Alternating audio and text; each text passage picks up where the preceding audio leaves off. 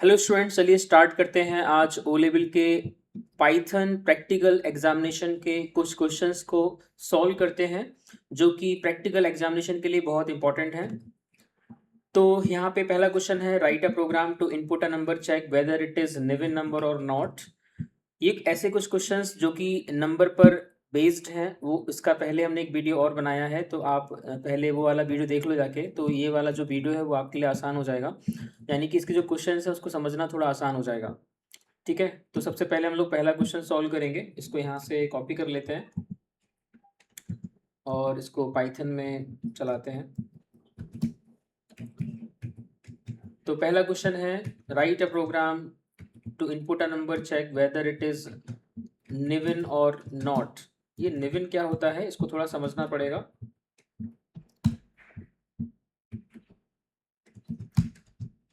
तो निवन नंबर क्या होता है, तो इसमें निवन नंबर की पहचान होती है कि यूज़र एक नंबर इनपुट करेगा, आपको उसके नंबर की डिजिट का सम करना है। जैसे उसने 81 इनपुट किया तो इसकी डिजिट का सम करोगे 8 + 1 जो कि 9 आएगा। तो सम आने के बाद अगर वो जो सम है वो सम अगर नंबर को डिवाइड कर देता है कंप्लीटली तो वो एक निवन नंबर होता है। जैसे कि 81 की डिजिट का सम किया तो 8 + 1 9 आया। अब ये जो 9 है वो 81 को डिवाइड कर देगा, पूरी तरीके से कंप्लीट डिवाइड कर देगा। इसका मतलब 81 इज अ निवन नंबर। हर नंबर के साथ ऐसा नहीं होता है, यानी कि जैसे अगर आप कोई दूसरा नंबर लोगे, सपोज 23 लेते हैं, अगर आप इसकी डिजिट का सम करोगे तो 2 + 3 5 आएगा। अब अगर आप 23 को डिवाइड करा के देखोगे 5 से तो ये पॉसिबल नहीं है, ये कंप्लीट डिवाइड नहीं होगा। इसका मतलब 23 is not a Newan number. अब इसको प्रोग्राम में कैसे सॉल्व करना है, चलिए समझते हैं। बेहतर होगा कि आप इसके पहले जो वीडियो मैंने डाला था वो देखें, ताकि आपको इस क्वेश्चन को समझने में आसानी हो। तो हमें क्या, एक नंबर का इनपुट लेना है, तो हम लोग यहाँ पे एक नंबर का इनपुट लेंगे। तो पाइथन में कैसे इनपुट लेते हैं हम आपको पहले वीडियोज़ में बता चुके हैं, तो आप कृपया उनको देखें जाके, ताकि आप समझ सकें बेसिक चीज़ों को। सो एक एन का इनपुट लेना है, int input enter a number. हम यहाँ पे एक नंबर का इनपुट ले लेंगे और अब हमें क्या करना है, उसने दिया है कि आपको सबसे पहला काम क्या करना पड़ेगा, नंबर की डिजिट का सम करना पड़ेगा। तो हम लोग नंबर की डिजिट का सम करेंगे। तो नंबर की डिजिट का सम करने के लिए हमने आपको बताया था पहले बेसिक में, तो वो वाला वीडियो आप देखें। तो हम लोग यहाँ पे वाइल लॉजिक, वाइल का लूप लगाएंगे और यहाँ पे कंडीशन डालेंगे n इज ग्रेटर देन 0। उसके बाद हमें क्या करना है, नंबर की डिजिट का सम करना है। तो नंबर की डिजिट से एक एक निकालना पड़ेगा। तो नंबर की डिजिट का सम करना है तो नंबर से एक एक डिजिट निकालेंगे, उसको सम करेंगे। तो नंबर से डिजिट कैसे निकलती है, तो उसके लिए यहाँ पे हम लोग लिखेंगे d = n मॉडुलस 10। यानी कि नंबर से पीछे से डिजिट निकालनी है तो नंबर में मॉडुलस 10 करने से पीछे वाली डिजिट जो है वो निकल के आएगी, d में डिजिट निकल के आ जाएगी। हमें सम स्टोर करना है तो उसके लिए हमें यहाँ पे वेरिएबल लेंगे, s = 0 से इनिशियलाइज कर देंगे और यहाँ पे उसका सम करेंगे, s = s + d, क्योंकि हमें डिजिट का सम करना है। उसके बाद हम क्या करेंगे, हमें पीछे से एक डिजिट हटानी है ताकि फिर अगली डिजिट निकल के आए।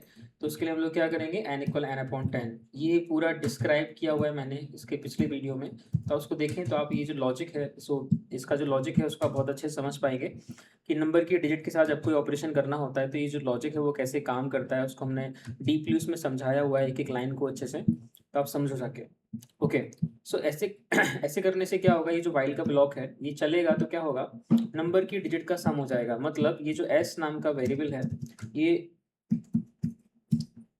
डिजिट का सम कर देगा। जैसे कि अगर 81 डालोगे तो इसका आंसर 9 आ जाएगा। देखो एक चला के दिखा देते हैं, इसको प्रोसेस करके दिखा देते हैं कि कैसे 9 आ जाए। तो सपोज करो नंबर 81 है, तो 81 is greater than 0, condition true. यहाँ पे आएगा 81 मॉडुलस 10।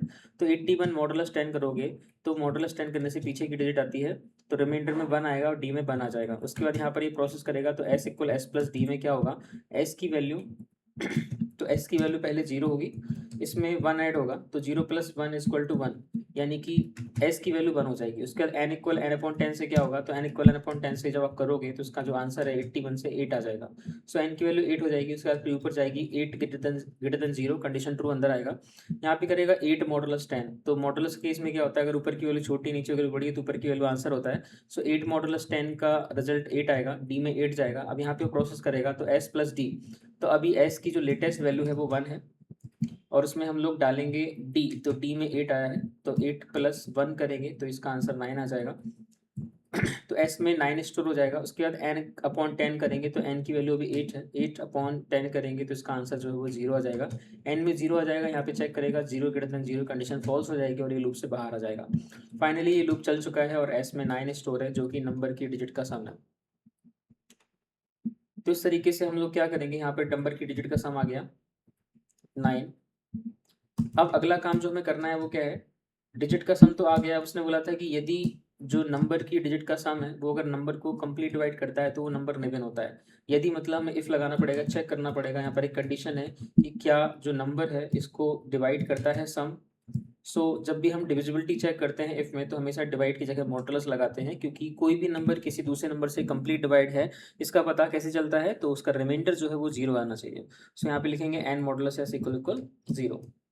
तो अगर ये कंडीशन ट्रू होती है, हो भी सकती है, फॉल्स भी हो सकती है। अगर ये कंडीशन ट्रू होती है इसका मतलब वो नंबर निवन है। तो यहाँ पे लिख देंगे नंबर इज निवन।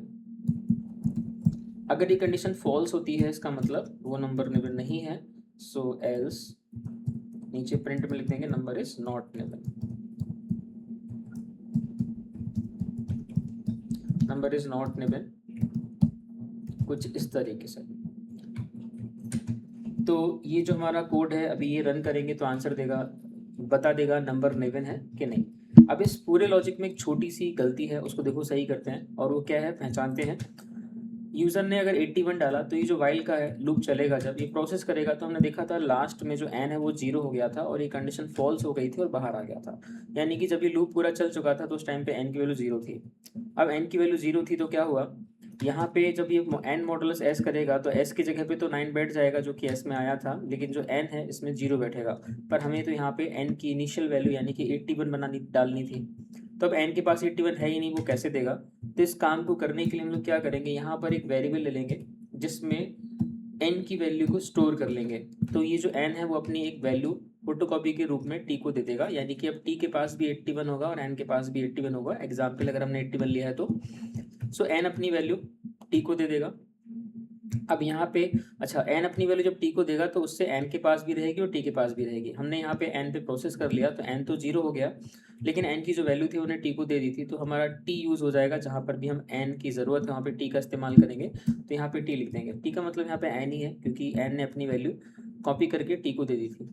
ठीक है, तो यहाँ पे हमने किया t मॉडुलस s इक्वल 0। अभी हमारा जो प्रोग्राम है पूरी तरीके से सही है, इसमें कोई भी अब गलती नहीं है। इसको हम लोग चलाते हैं तो हम F5 प्रेस करेंगे रन करने के लिए, तो ये पाइथन सेल ओपन हो जाएगा। यहाँ पे लास्ट में लिखा हुआ है एंटर अ नंबर, तो हम लोग यहाँ पे एक नंबर देंगे, जैसे कि 81 ही देते हैं। तो देखो यहाँ पर उसने बोला है नंबर इज निवन। हम इसको एक बार और चेक करेंगे, हम और रन करेंगे। हमने F5 प्रेस किया, अब यहाँ बोल रहा है एंटर अ नंबर, हमने 23 डाला तो देखो यहाँ पे दे रहा है नंबर इज नॉट निवन। तो फाइनली इस तरीके से हमारा जो प्रोग्राम है वो आउटपुट देगा। तो ये वाला जो क्वेश्चन है आप समझ गए होंगे कि इसको कैसे करना है। ये क्वेश्चन जो है वो एग्जाम के लिए इंपॉर्टेंट है, ठीक है। और निवन नंबर का एक दूसरा नाम भी होता है, इसको हर्षद नंबर बोलते हैं। एग्जाम में ये टिप आपको दी जाती है, यानी कि बताया जाता है कि वो जो निवन नंबर है उसकी पहचान क्या होती है। तो इसी के बिहाफ पर आप लॉजिक सोचते हो और अपना लॉजिक क्रिएट करते हो। ओके, तो अब अगला क्वेश्चन सॉल्व करते हैं, देखते हैं क्या है। तो यहाँ पे अगला नंबर है write a program to input a number, check whether it is neon number और नॉट।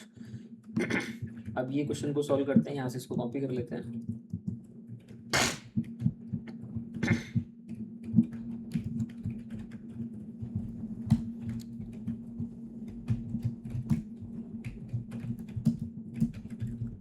ओके, तो यहाँ पे लिखा हुआ है write a program to input a number, check whether it is neon number और नॉट।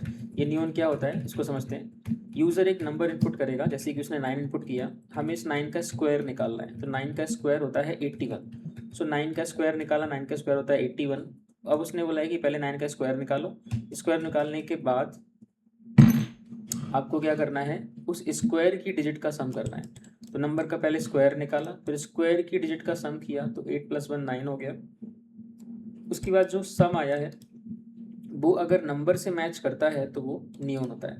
मतलब नंबर का स्क्वायर उसकी डिजिट का सम जो आया वो अगर नंबर से मैच करता है, जैसे कि 9 का स्क्वायर 81 की डिजिट का सम किया तो 9 आया, और ये जो 9 है ये नंबर से मैच कर रहा है, इसलिए ये नंबर न्यून है। हर बार हर नंबर के साथ ऐसा नहीं होता है। तो चलिए देखते हैं इस प्रोग्राम को हम लोग कैसे डिज़ाइन करेंगे, कैसे बनाएंगे। तो इसको अभी इरेज कर दे रहे हैं। तो हमें एक नंबर का इनपुट देना पड़ेगा, फिर उसको चेक यूज़र उसमें नंबर डालेगा, फिर हम चेक करके बताएंगे नियॉन है कि नहीं। तो हमें क्या करना पड़ेगा, एक नंबर का इनपुट लेना पड़ेगा। हमने एक एन नंबर का इनपुट लिया, हमें क्या करना है, इस नंबर का स्क्वायर निकालना है। तो हम लोग क्या करेंगे, k is equal to n into n कर देंगे, जिससे हमारा नंबर का स्क्वायर आ जाएगा। ठीक है, क्योंकि इसने बोला था कि आपको पहले स्क्वायर निकालना है, तो हमने नंबर का स्क्वायर निकाल दिया। अब उसने बोला है कि आपको स्क्वायर की डिजिट का सम करना है, तो स्क्वायर की डिजिट का सम करेंगे तो स्क्वायर हमारा k में है, यानी कि हम k में एक नंबर है जिसकी डिजिट का सम करना है। तो अभी जस्ट हमने लॉजिक लगाया था, हमें इसको रिपीट करना पड़ेगा। यहाँ पे हमें क्या करना है, k की डिजिट का सम करना है। तो हम लोग यहाँ पे k पे लॉजिक लगा देंगे, k is greater than 0, d is equal to k modulus 10, और हमें सम करना है तो s equal s plus d, k equal k upon 10। ठीक है, यहाँ पे सम स्टोर हो रहा है तो इसके लिए s नाम का वेरिएबल लेंगे, s इक्वल 0, ऐसे लिख दिया। तो इस तरीके से क्या होगा, ये जो लॉजिक है जब चलेगा तो नंबर की डिजिट का और उसके नंबर का जो स्क्वायर आया था उसकी डिजिट का ही सम कर देगा। अब उसने बोला है कि जो सम आया है वो अगर नंबर से मैच करता है तो वो नंबर न्यून होता है, यानी कि ये कंडीशन है, यदि जो सम आया है वो अगर मैच करता है n से। सो यहाँ पे देखो n हमारा सही है, क्योंकि इसमें हमने k पे काम किया फाइल में, क्योंकि हमें नंबर के स्क्वायर पर काम करना था ना कि नंबर पे। तो n हमारा सेफ है, हम लोग यहाँ पे n को इस्तेमाल करेंगे और यहाँ लिख देंगे प्रिंट नंबर इज न्यून, नहीं तो एल्स नंबर इज नॉट न्यून।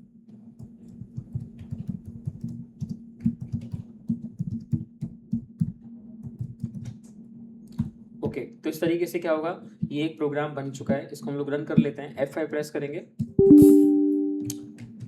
यहाँ पे कुछ गड़बड़ हो रही है, देखते हैं क्या है। यहाँ पर एक ब्रैकेट मिस हो गया है। ओके, तो देखो यहाँ पर दे रहा है एंटर नंबर, तो हम 9 प्रेस करेंगे और देखो ये बोल रहा है नंबर इज न्यून। ठीक है, हम लोग इसको एक बार और रन करेंगे। हमने यहाँ पे डाला 12, तो देखो बोल रहा है नंबर इज नॉट न्यून, क्योंकि हर नंबर के साथ ऐसा करोगे तो नहीं होगा। ठीक है, तो इस तरीके से नंबर का स्क्वायर निकाला, फिर उसने बोला था स्क्वायर की डिजिट का सम करो, तो यहाँ पे हमने स्क्वायर की डिजिट का सम किया। उसके उसने बोला था कि यदि जो सम आया है वो अगर नंबर से मैच करे, तो इफ मतलब यदि जो सम आया है वो अगर नंबर से मैच करे तो नंबर न्यून है, नहीं तो नॉट न्यून है। ओके, तो ये क्वेश्चन सॉल्व हो चुका है। अगला क्वेश्चन चलते हैं। अगला क्वेश्चन है write a program to input a number, check whether it is palindrome number और नॉट। चलिए इसको यहाँ से कॉपी करते हैं और देखते हैं क्या कह रहा है। ओके, यहाँ पे इसको पेस्ट कर ले रहे हैं। व्हाट इज पैलिंड्रोम, क्या होता है पैलिंड्रोम, चलिए समझते हैं। तो बोल रहे हैं कि यूजर एक नंबर इनपुट करेगा, आपको चेक करके बताना है कि वो नंबर पैलिंड्रोम नंबर है कि नहीं। पैलिंड्रोम नंबर की पहचान क्या होती है, जैसे यूजर एक नंबर इनपुट करेगा, सपोज ने किया 121, हमें इस नंबर को रिवर्स करना है। तो अगर आप 121 का रिवर्स करोगे तो 121 ही आएगा जो कि इससे मैच कर रहा है। So it is a palindrome number. हर नंबर में ऐसा नहीं होता है, जैसे कि आप 123 लोगे, अगर आप इसको रिवर्स करोगे तो 321 आएगा। सो ये दोनों सेम नहीं है, मैच नहीं कर रहे हैं, so it is not a palindrome number. ठीक है ना, यानी कि बेसिक सा इसका जो लॉजिक है वो क्या है, यूजर जो नंबर इनपुट करेगा हमें उसको रिवर्स करना पड़ेगा, उसका जो रिवर्स आएगा उसको पहले वाले नंबर से मैच करेंगे। अगर वो कर गया मैच, यानी कि सेम होगा, तो वो जो इनपुट किया गया नंबर है वो पैलिंड्रोम होगा। सारे नंबरों में ऐसा नहीं होता है, कुछ में होता है कुछ में नहीं होता है। जैसे कि एक नंबर है, देखो इस नंबर को जब रिवर्स किया तो ये सेम आया, यानी कि 121 को आप रिवर्स करोगे तो वो सेम ही आएगा। ऐसे बहुत सारे नंबर होते हैं जिनको हम पैलिंड्रोम बोलते हैं। ओके, अब अगर इसको हमें प्रोग्राम में इम्प्लीमेंट करना हो तो कैसे करेंगे, चलिए समझते हैं। तो हमें बेसिक सा क्या करना पड़ेगा, यूज़र से एक नंबर का इनपुट लेना पड़ेगा, और इनपुट लेने के बाद हमें उस नंबर का रिवर्स करना पड़ेगा। एक नंबर का इनपुट लेंगे, हम उसका रिवर्स करेंगे।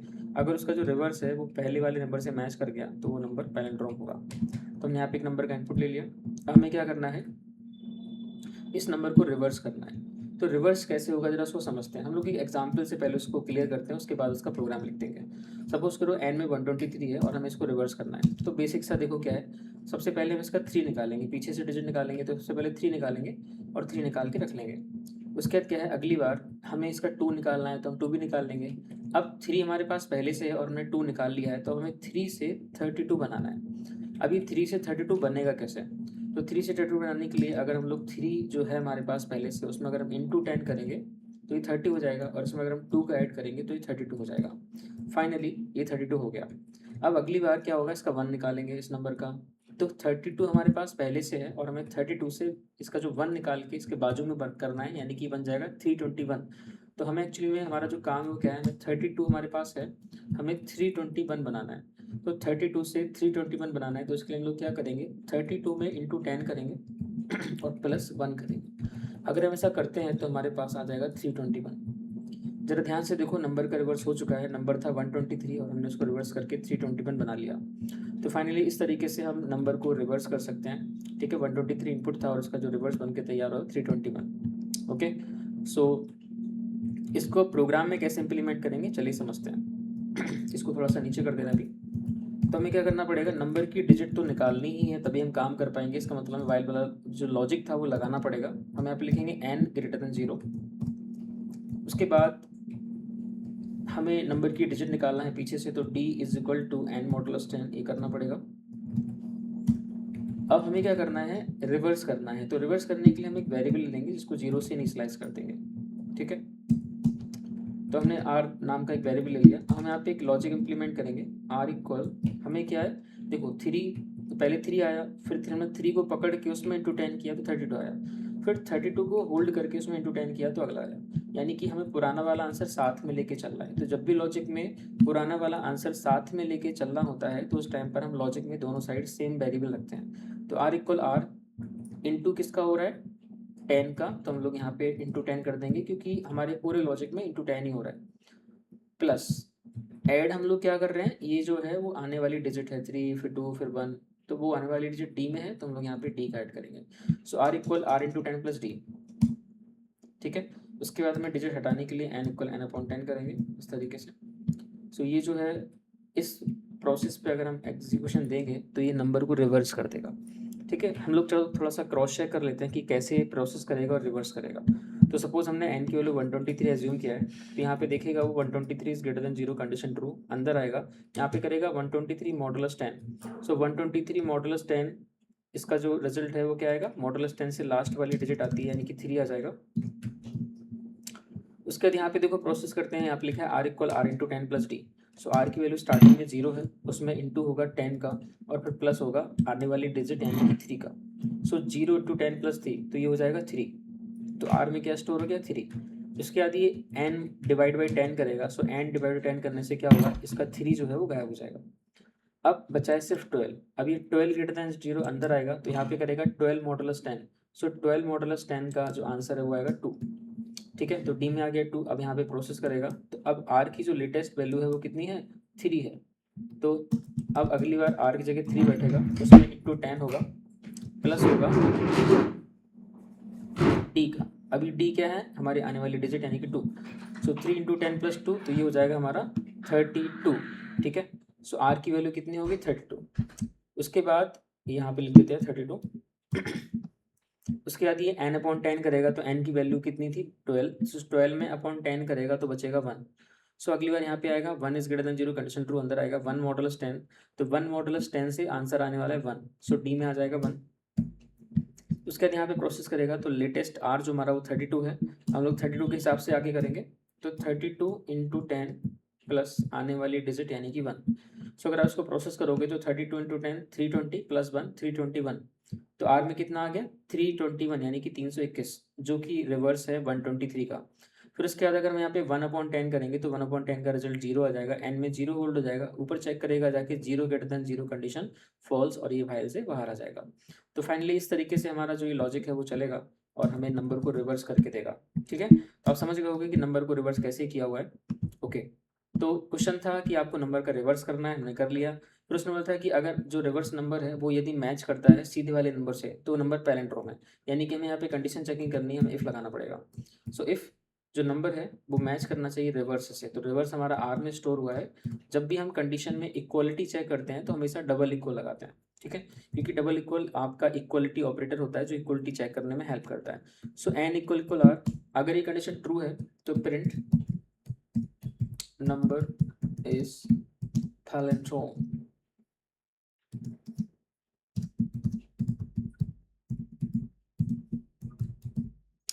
otherwise else print number is not palindrome। तो फाइनली इस तरीके से ये जो प्रोग्राम है वो बन जाएगा। ठीक है, अब यहाँ पे भी एक पहले जैसी मिस्टेक है, और वो देखो क्या है, एक छोटी सी मिस्टेक कि जब हम लोग एन पे प्रोसेस करेंगे तो एन जो है वो 0 हो जाएगा, और हमें क्या करना है, इस रिवर्स में तो आ गया होगा नंबर का रिवर्स, लेकिन एन भी चाहिए। तो एन यहाँ पे 0 हो चुका है, तो हम लोग क्या करेंगे, फिर से वही सेम यहाँ पर एक फोटो कॉपी वेरिएबल बना लेंगे, यानी कि एन की फोटो कॉपी दे देंगे टी में। तो क्या होगा, देखो आपको एक चीज़ ध्यान रखनी है, देखो एन भरा है, टी खाली है, सो टी लेफ्ट में रहेगा, एन राइट में रहेगा। कई कई बार बच्चे क्या करते हैं, ऐसे लिखते हैं एन इक्वल टी। तो आपको ध्यान देना है, हमेशा वैल्यू राइट से लेफ्ट में फ्लो होती है, तो राइट में होना चाहिए भरा वाला और लेफ्ट में होना चाहिए खाली वाला, तभी भरा वाला खाली वाले को दे पाएगा। ठीक है, तो आपको एन इक्वल टी नहीं लिखना है, आपको टी इक्वल एन लिखना है, ध्यान रखना है। ठीक है, और इसको समझना भी है कि यहाँ पे इसका क्या रोल है, टी का काम क्या है, टी क्यों लिया गया है। ठीक है ना, तो एन अपनी फोटो कॉपी टी को दे देगा, तो जो वैल्यू एन में रहेगी वो टी में भी रहेगी। यहाँ पे एन 0 हो जाएगा, लेकिन हमें बाद में टी की यानी कि एन की ज़रूरत है, तो हम इसके फर्दर कहीं पर भी एन को जब यूज़ करेंगे तो वहाँ पे टी यूज़ करेंगे। ठीक है, तो फाइनली इस तरीके से अब ये प्रोग्राम पूरी तरीके से सही है, और उसको हम रन करते हैं। F5 प्रेस किया, यहाँ पे एक नंबर डालेंगे जैसे कि 121, तो हम देखेंगे आंसर दे रहा है नंबर इज पैलिंड्रोम। हम इसको एक बार और क्रॉस चेक करेंगे और दोबारा से रन करेंगे, तो देखो एंटर नंबर, तो यहाँ पे हमने दिया 123, तो ये बोलेगा नंबर इज नॉट पैलिंड्रोम, क्योंकि 123 कोई पैलिंड्रोम नंबर नहीं है, क्योंकि इसका रिवर्स सीधे वाले से मैच नहीं करता है। ठीक है, तो इस तरीके से हमने देखा कि कैसे हमारा जो पैलिंड्रोम का प्रोग्राम है वो बनता है। ठीक है, और आपको समझ में आ गया होगा। ओके, चलिए अब अगले क्वेश्चन को सॉल्व करेंगे हम लोग, देखते हैं क्या है। तो अगला जो यहाँ पे क्वेश्चन है, यहाँ पे लिखा हुआ है write a program to input a number, check whether it is Armstrong number और नॉट। आर्मस्ट्रॉन्ग नंबर जो होता है इसको नार्किस्टिक नंबर भी बोलते हैं। ठीक है, सो आर्मस्ट्रॉन्ग कैसे सॉल्व करेंगे, चलिए देखते हैं। तो इसको हम यहाँ से कॉपी कर लेते हैं और यहाँ पे पेस्ट करेंगे।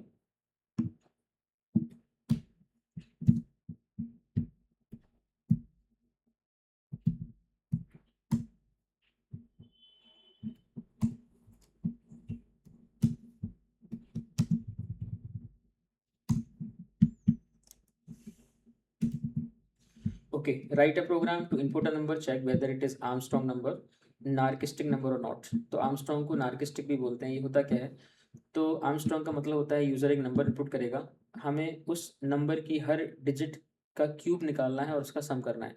ये एक्चुअली में 1 की पावर 3, 5 की पावर 3 और 3 की पावर 3 लिखा हुआ है, बस यहाँ पे पेस्ट करते हैं तो पावर के रूप में लिख नहीं पाते हैं यहाँ पे पाइथन सेल में, तो हम लोग ऐसे डिनोट कर देते हैं पावर को। ठीक है, सो 1 की नंबर में जितनी भी डिजिट हैं हर डिजिट पे क्यूब करना है और उस सबका सम करना है। सो 1 की पावर 3, 5 की पावर 3 और 3 की पावर 3 सबका सम करना है।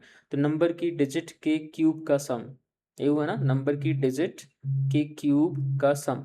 सो नंबर की डिजिट के क्यूब का सम अगर नंबर से मैच करता है तो वो नंबर आर्मस्ट्रॉन्ग नंबर होता है। ठीक है, सो कैसे सॉल्व होगा ये, चलिए देखते हैं। ठीक है, तो हमें एक नंबर का इनपुट लेना पड़ेगा, हमने ले लिया है। अब उसके बाद हमें क्या करना है, नंबर की डिजिट के क्यूब का सम करना है। तो नंबर की डिजिट के क्यूब का सम, यानी कि हमें डिजिट के क्यूब का सम करना है, तो हमें वाइल वाला जो लॉजिक है वो लगाना पड़ेगा। ठीक है, देखो ये सारे क्वेश्चंस में जो वाइल वाला लॉजिक है ये लग रहा है। ठीक है, तो हमने आपको इससे पहले वाले वीडियो में जो वाइल का बेसिक लॉजिक है उसको अच्छे से एक्सप्लेन किया है, तो आप उसको ज़रूर देख लें एक बार, ताकि आपको कोई भी डाउट ना रहे। ठीक है ना, और ये क्वेश्चन बहुत ही ईजी है और एग्ज़ाम के लिए इंपॉर्टेंट भी है। ठीक है ना, तो आपको एक बार ये जरूर अच्छे से समझ लेने हैं, एग्जाम में इनमें से कोई ना कोई क्वेश्चन आ सकता है। ठीक है, सो चलिए सॉल्व करते हैं। तो हमें क्या करना है, नंबर की डिजिट के क्यूब का सम करना है। तो नंबर की डिजिट तो निकालना पड़ेगा और फिर उसके क्यूब का सम करना पड़ेगा। तो यहाँ पे लिखेंगे हम लोग n > 0 कॉलन साइन, यहाँ पे डिजिट निकालेंगे तो d = n mod10। ठीक है, डिजिट निकल गई। अब हमें सम करना है, लेकिन किसका करना है, डिजिट के क्यूब का सम। तो अगर हम लोग यहाँ पे d लिखेंगे तो क्या होगा, डिजिट का सम होगा। लेकिन अगर हम लोग यहाँ पे d लिखें या फिर d × 3 लिखें, तो वो क्या करेगा, d का क्यूब निकालेगा, यानी कि d की पावर 3 निकालेगा और फिर उसको s में जोड़ेगा। s को हम यहाँ पे डिक्लेयर कर देंगे 0 के साथ। ठीक है, सो डिजिट के क्यूब का सम, ठीक है ना, उसके डिजिट हटा देंगे। सो n = n/10। आपको ध्यान देना है, बहुत सारे स्टूडेंट ये वाली जो लाइन है वो जल्दबाजी में भूल जाते हैं। ठीक है, मिस कर देते हैं, लिखते नहीं है। और गलती हो जाती है। तो आपको ध्यान से रखना है, क्योंकि अगर आपने ये लाइन छोड़ दी नहीं लिखी, तो आपका जो लूप है वो इन्फिनाइट चला जाएगा, क्योंकि इस लूप में यही वो स्टेटमेंट है जो लूप का रोकने का काम कर रहा है, क्योंकि ये पीछे से एक एक डिजिट हटाता जाता है और उसकी वजह से लास्ट में जो एन है वो जीरो हो जाता है। अगर आपने ये लाइन ही छोड़ दी तो लूप इन्फिनाइट चला जाएगा। तो आपको ध्यान रखना है कि लाइन आपसे छूटे नहीं, ठीक है, लिखते समय। अदरवाइज हो सकता है आप अपनी गलती को ही ना ढूंढ पाओ और क्वेश्चन को गलत कर दो, ठीक है, और आपको आंसर ही ना मिले, क्योंकि लूप इन्फिनाइट चलेगा। ओके, तो फाइनली इस लॉजिक में क्या हो रहा है, नंबर की डिजिट के क्यूब का सम कर दिया। उसने बोला था आपको नंबर की डिजिट के क्यूब का सम करना है, और जो सम आएगा वो अगर नंबर से मैच करता है तो वो नंबर आर्मस्ट्रॉन्ग होता है। तो आर्मस्ट्रॉन्ग क्या होता है, नंबर की डिजिट के क्यूब का सम। तो नंबर की डिजिट के क्यूब के वैल्यू है ये, उनका सम किया है, तो जो सम आएगा वो अगर नंबर से मैच करता है तो नंबर आर्मस्ट्रॉन्ग होता है, मैच नहीं करता है तो नॉट आर्मस्ट्रॉन्ग होता है। तो हमने नंबर की डिजिट के क्यूब का सम निकाल लिया है। अब हमें चेक करना है कि जो सम में आया है क्या वो नंबर से मैच करता है। तो हम लोग यहाँ पे कंडीशन लगाएंगे, क्योंकि उसने बोला है यदि, ठीक है, सो इफ जो सम आया है वो नंबर से मैच करे, सो एन से मैच करे। यहाँ पर भी वो सेम प्रॉब्लम है, ठीक है, और वो प्रॉब्लम क्या है कि हमें यहाँ पर एन चाहिए, लेकिन यहाँ पर इस प्रोसेस के चलते एन जीरो हो जाएगा। तो हम लोग फोटो कॉपी बना लेंगे, यहाँ पे लिखेंगे टी इक्वल टू एन, ठीक है। तो यहाँ पे टेम्पररी वेरिएबल है जिसमें एन की वैल्यू है, तो हमें यहाँ पे एन की ज़रूरत है जो कि हमें टी से मिलेगा। तो हम लोगों ने यहाँ पे लिख दिया S equal T, otherwise print, यहाँ पे लिख देंगे number is Armstrong, otherwise else print number is not Armstrong।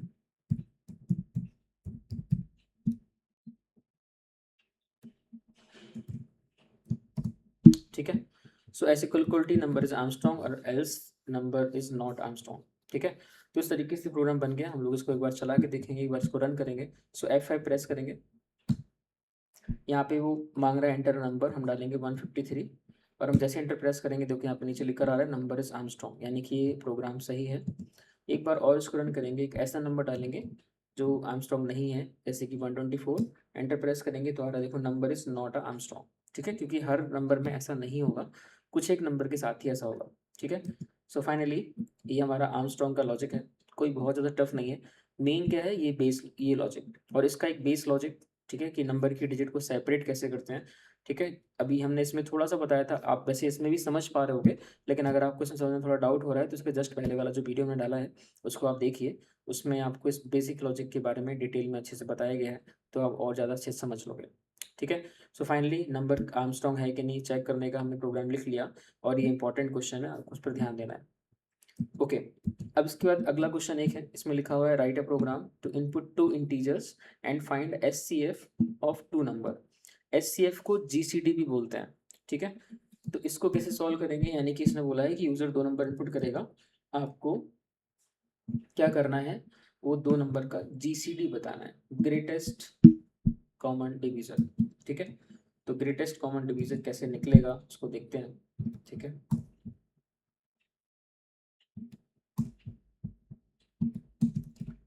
Right a program to input two integers and find the HCF, HCF को जीसीडी भी बोलते हैं, ठीक है।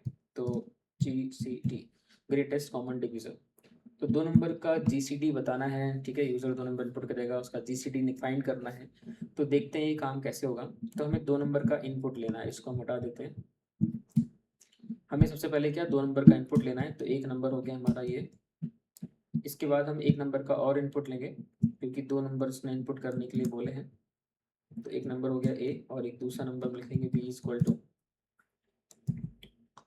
तो इससे क्या होगा, दो नंबर इनपुट हो गए। अब हमें बताना है ए और बी में यूजर जो नंबर डालेगा उसका जीसीडी फाइंड करके देना है। तो हमें थोड़ा समझना पड़ेगा कि जीसीडी होता क्या है।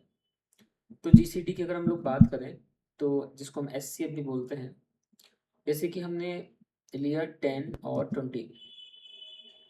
सो एचसीएफ क्या होता है, एचसीएफ में हमें एक ऐसा नंबर ढूंढना होता है जो इन दोनों नंबरों को डिवाइड करे, ठीक है। ग्रेटेस्ट हो यानी कि हाईएस्ट, एक ऐसा नंबर, सबसे बड़ा नंबर जो इन दोनों को डिवाइड करे, पहला सबसे बड़ा ऐसा नंबर जो इन दोनों को डिवाइड करे, तो दोनों इन केस में एचसीएफ के केस में या जीसीडी केस में क्या होता है, 3 पॉसिबिलिटी होती हैं एचसीएफ आने की। और वो पॉसिबिलिटी क्या है, जैसे कि दोनों में से जो छोटा नंबर है हो सकता है वो एचसीएफ हो, यानी कि जीसीडी। दोनों नंबरों में जो छोटा नंबर है हो सकता है वो उन नंबरों का जीसीडी हो। कैसे? हमें एक ऐसा बड़ा नंबर ढूंढना है जो इन दोनों को डिवाइड कर दे। तो ऐसा सबसे बड़ा जो नंबर है वो 10 है। देखो 10 10 को भी डिवाइड करेगा और 10 जो है वो 20 को भी डिवाइड करेगा। अब अगर आप 10 के बाद का कोई भी नंबर लोगे तो मे बी वो 20 को डिवाइड करे पर 10 को तो नहीं करेगा। सही ना? तो या तो 10 या फिर 10 से कोई छोटा नंबर ही होगा जो 10 और 20 दोनों को डिवाइड करे, लेकिन हमें सबसे बड़ा लेना है। तो सबसे बड़ा पहला ऐसा नंबर 10 ही है जो 10 को डिवाइड कर सकता है और 20 को भी कर सकता है। ठीक है, इसलिए इन दोनों का जो एचसीएफ है यानी कि जीसीडी है वो 10 है। अगली जो पॉसिबिलिटी है उसको समझते हैं। जैसे कि लिखा हुआ है 5 और 7। ठीक है, अब इन नंबर का हमें जीसीडी बताना है। तो जरा ध्यान से देखो, ये नंबर प्राइम है। अगर प्राइम नंबर होते हैं तो उनका जो एचसीएफ है या जीसीडी है वो हमेशा 1 होता है। ठीक है, क्योंकि प्राइम नंबर किसी से डिवाइड नहीं होते हैं, है कि नहीं? तो प्राइम नंबर किसी से डिवाइड नहीं होते हैं पर 1 और इट्स सेल्फ से होते हैं। तो अब 5 को डिवाइड करेगा लेकिन 7 को नहीं कर पाएगा, 7 को करेगा लेकिन 5 को नहीं कर पाएगा, और कोई इसको डिवाइड करेगा नहीं। बस एक ऐसा नंबर है जो इन दोनों को डिवाइड करेगा और वो क्या होगा, 1। सो अगर नंबर प्राइम होते हैं तो उनका जीसीडी जो हमेशा 1 होता है। अब अगली तीसरी एक पॉसिबिलिटी है, जैसे कि यूजर ने इनपुट किए 10 और 12, ये दो नंबर हैं और उनका एचसीएफ बताना है। तो अगर वो प्राइम होते हैं तो 1 होता है, तो ये प्राइम तो है नहीं। दूसरा, उन दोनों में से जो छोटा नंबर है शायद वो जीसीडी हो, तो 10 को तो डिवाइड करेगा लेकिन 10 12 को डिवाइड नहीं करेगा, तो इसका मतलब है 10 इसका जो एचसीएफ है वो नहीं हो सकता है। तो अब एचसीएफ जीसीडी कैसे मिलेगा? तो या तो जो छोटा नंबर है वो जीसीडी होता है, नहीं तो उस नंबर से पहले यानी कि 10 से पहले 9 8 7, उस नंबर से पहले कोई, उस नंबर के पहले से लेके 1 तक कोई ना कोई हमें ऐसा नंबर मिलता है जो इन दोनों को डिवाइड करे। और जो सबसे पहले जो नंबर मिलेगा यानी कि रिवर्स चलने पर, जैसे 10 के बाद 9 8 7, ऐसे रिवर्स चलने पर सबसे पहला जो नंबर हमें मिलेगा जो इन दोनों को डिवाइड करेगा वो इन दोनों का एचसीएफ या जीसीडी होगा। यानी कि अगर आप 10 तो हो नहीं रहा इसमें, तो 10 से पहले 9 को देखोगे, 8 को देखोगे, 7 को देखोगे, 6 को देखोगे, तो जैसे 6 है इसको डिवाइड करेगा लेकिन इसको नहीं करेगा। फिर 5 आएगा तो 5 इसको करेगा लेकिन इसको नहीं करेगा। 4 आएगा तो इसको करेगा लेकिन इसको नहीं करेगा। 3 दो इसको करेगा, इसको नहीं करेगा। फिर 2 आएगा जो इन दोनों को करेगा।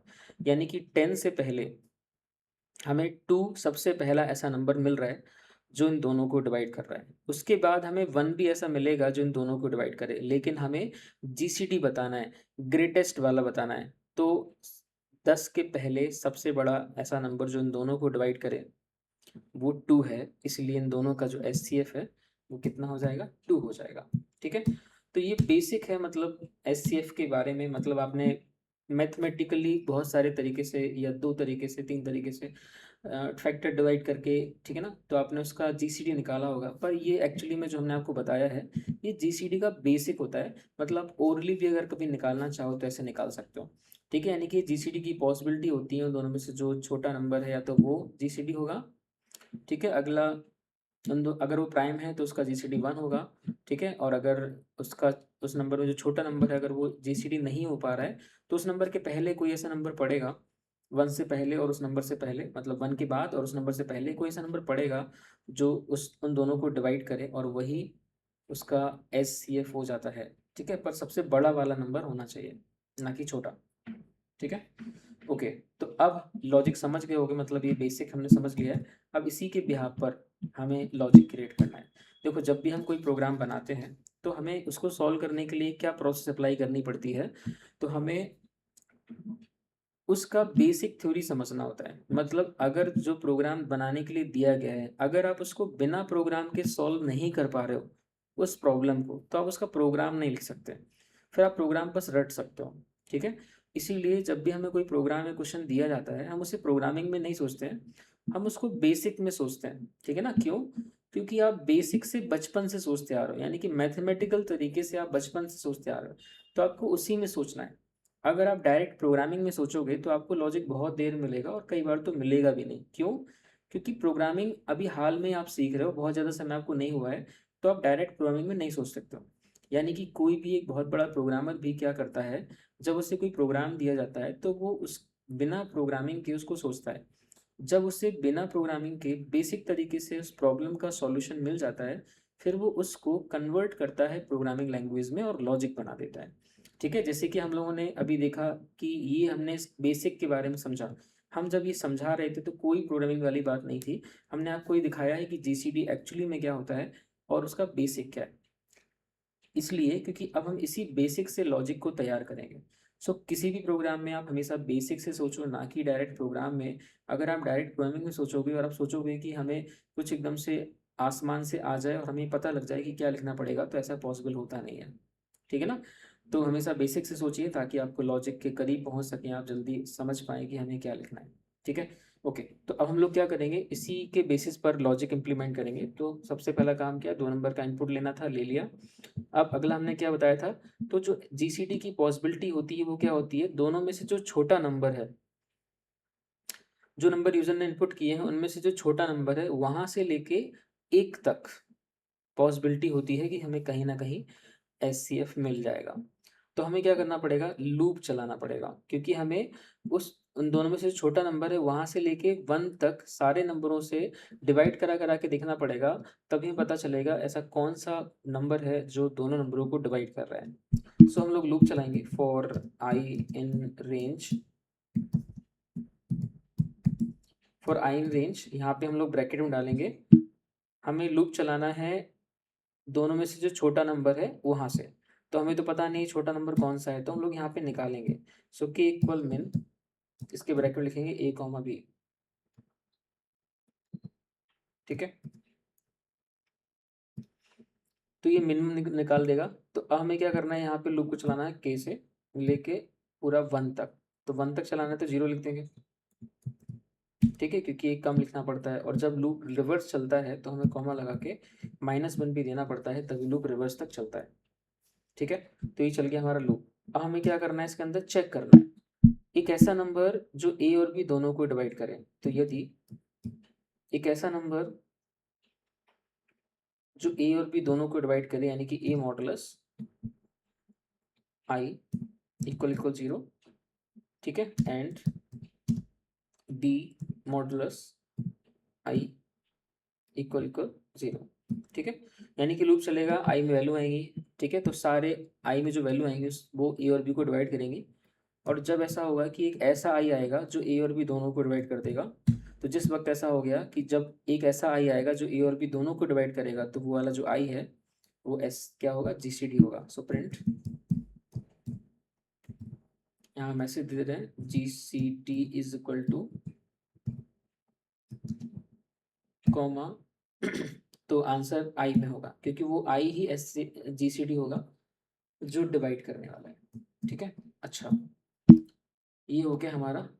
ठीक है, अब इसको हम लोग हटा देते हैं।